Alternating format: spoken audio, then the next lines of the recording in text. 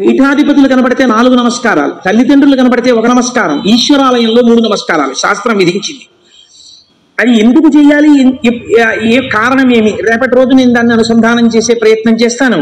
అది కూడా శివ సంబంధమైన విషయమే అంతర్గతంగా వస్తుంది మీకు. కాబట్టి చూడండి, అందుచేత చేతే సజ్జన మనస్వితివా, సాధువుల యొక్క మనస్సులో తన యొక్క స్థానముగా చేరి ఉన్నవాడెవరో ఆయనకి శివ అని పేరు. అంటే అంత సులభుడై ఉన్నవాడు. శివం కళ్యాణం తద్యోగాద్వా. శివ అన్న శబ్దానికి అర్థమేమి?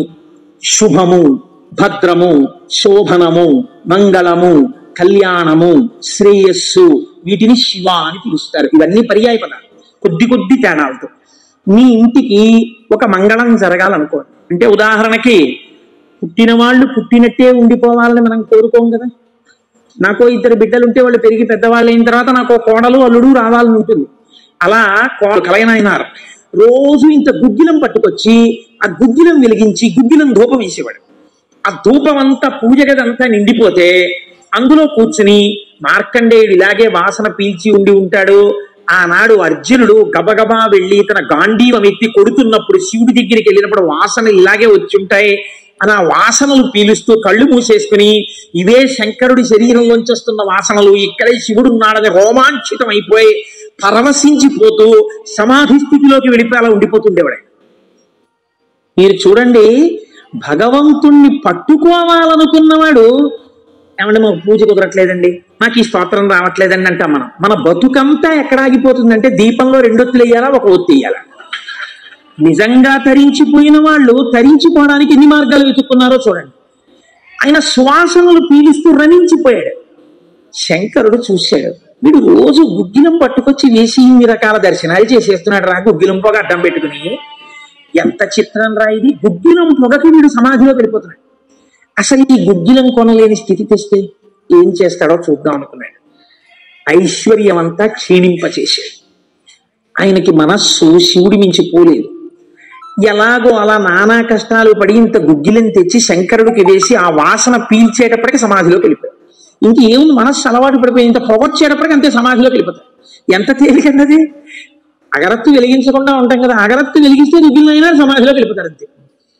ఈ స్థితి చూసి శంకరుడు భార్యా బిడ్డలు తినడానికి కూడా అన్నం మెతుకు లేకుండా చేశాడు. చూద్దాం ఏం చేస్తాడు. భార్యా బిడ్డలు పస్తులున్నారు. అన్నమో రామచంద్ర అని ఆ భార్య మహాపతివ్రత. ఆవిడ తన మెడలో ఉన్నటువంటి మంగళసూత్రాన్ని తీసి నాయనారికి ఇచ్చి, అయ్యా మీరు ఇది పట్టుకెళ్ళి వెలకట్టి అమ్మించి డబ్బు పట్టుకుని రండి, దాంతో మనం కొన్నాళ్ళు భోజనం చేద్దామని. తప్పకుండా తీసుకొస్తానని ఆ మంగళసూత్రాలు చేతిలో పట్టుకుని శివ శివ శివ శివ అని సంతోషపడిపోతూ వెళ్ళిపోతున్నాడు. శంకరుడు ఒక పెద్ద బండిలో గుగ్గిలం బస్తాలు వేసుకుని ఎదురొచ్చాడు. మళ్ళీ దొరకవుట గుగ్గిలం, అందుకని చెప్పి బస్తాలు కొనుక్కెడుతున్నాను, ఎవరైనా కావాలంటే కొనుక్కోండి అని అరిచాడు. అమ్మ బాబోయ్, గుగ్గిలం దొరకదటని చెప్పి ఈయన గబగబా మంగళసూత్రాలు ఇచ్చేసి గుగ్గిలం బస్తాలు కొనేశాడు. పోనీ గుగ్గిలం దొరకదంటున్నారు, ఇంటికి పట్టుకెళ్ళి ఈ గుగ్గిలాన్ని దాచుకుని రోజు ఇంతంత వేద్దాం అనుకున్నాడా? నిజంగా నాడు శంకరుడు వస్తుంటే సుగంధిం పుష్టివర్ధనం, ఇదొక్కటే ఆయన సమాధికి కారణం. ఇంత గుగ్గిలం వెలిగించి మధ్యలో కూర్చుంటే అసలు నిజంగా శంకరుడు విరాట్ రూపంతో వచ్చేసినట్టు ఉండదు. కాబట్టి ఈ గుగ్గిలం అంతా వెలిగించేస్తానన్నాడు. ఇంట్లో వెలిగించేస్తే బాగుండదు, పొగలు వచ్చేస్తాయి.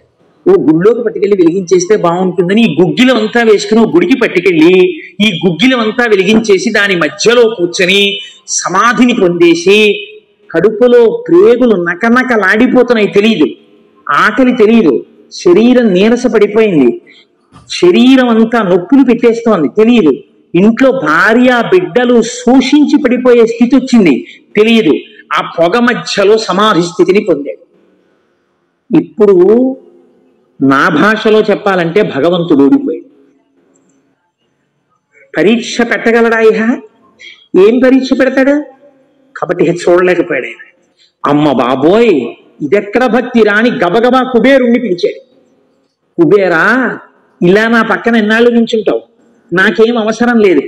అడిగో మహానుభావుడు చూసావా, గుగ్గిలం పొగ మధ్యలో కూర్చున్నాడు, పెళ్ళం మంగళసూత్రాలు అమ్మేసి.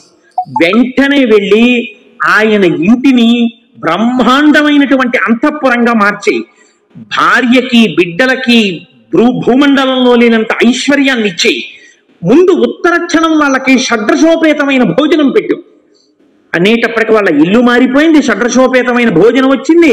అయ్యో భర్త గారు ఎక్కడికి వెళ్ళారో అనుకుంటోంది ఆవిడ. అశరీరవాణి వినపడింది. అమ్మా నీ భర్త భక్తి ముందు లొంగిపోయాడమ్మా, శంకరుడు మహదైశ్వర్యం ఇచ్చేశాడు నీకు. ఆయనో అన్నం తిందామన్న ఆలోచన లేదు, ఆ గుగ్గిలం పొగలో కూర్చునున్నాడు. ఇలాగా కూర్చునుంటే ఇప్పుడు ఎవరు మాట్లాడాలి? ఒరే నాన్న అన్నం తినరా అని. అమ్మా నాన్నగారు కోరుకున్న కోరికోటి ఉంది, నువ్వు ఎలా అయినా డాక్టర్ అయిపో. ఇంజక్షన్ చేసేసారు ఆ పిల్లకి. 3 ఏళ్ళు అయిపోయినా, 4 ఏళ్ళు అయిపోయినా, 21 ఏళ్ళు వచ్చేసినా ఇప్పుడు నేను MBBS చదివితే రేపు పెళ్లి కొడుకు దొరుకుతాడా అని కూడా చూసుకోకుండా తల్లిదండ్రుల కోరిక తీర్చడం కోసమని వ్యగ్రతతో చదివేసిన పిల్లలా ఇప్పుడు ఆ తల్లిదండ్రులే వచ్చి అన్నం తినవే, అలా చదవకే ఆరోగ్యం పాడైపోతుంది అన్నట్టు ఎవడు పరీక్ష పెట్టాడో వాడే దిగొచ్చి ఎవడు ఆ త్రయంబకం నిజంగా సువాసన వచ్చి ఆనాడు మార్కండేయుడు బాహ్యస్మృతిని పొందాడు, ఈయన పొందలేదు, పొందకుండా కూర్చున్నాడు. ఇప్పుడు ఆ పరబ్రహ్మం ముట్టుకోవలసి వచ్చింది. ముట్టుకుని కదిపాడు. ఓయ్ కలయా కలయా అని పిలిచాడు.